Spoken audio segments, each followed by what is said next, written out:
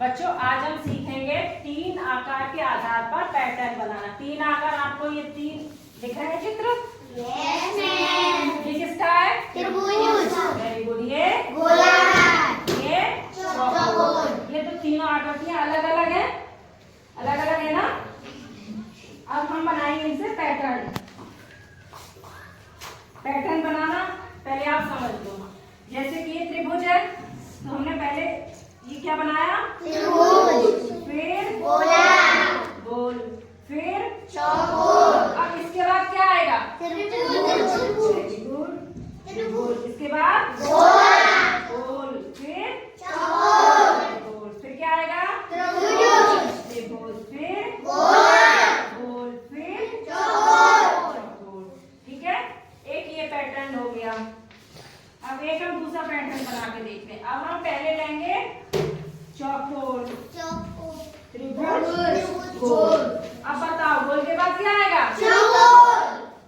चौकोर, फिर त्रिभुज, फिर गोल, फिर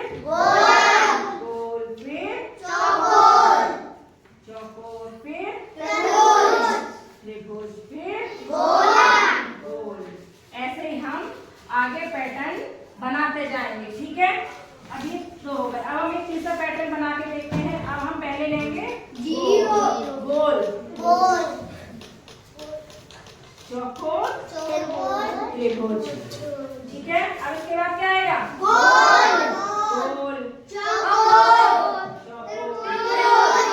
त्रिभुज, फिर गोल, फिर चौकोर, फिर त्रिभुज। इसके बाद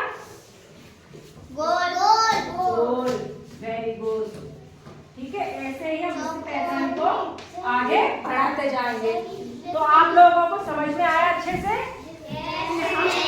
ये 3 आकृतियों के अलावा भी और भी बहुत सी आकृतियां हो सकती हैं। तो उन आकृतियों से भी हम इसी तरह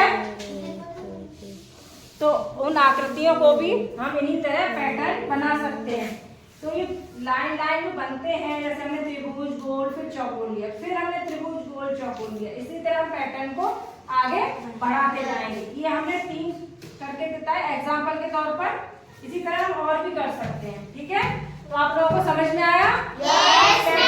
पैटर्न कैसे बनाते हैं ये हम कल पहले भी आपको बता चुके थे एक बार।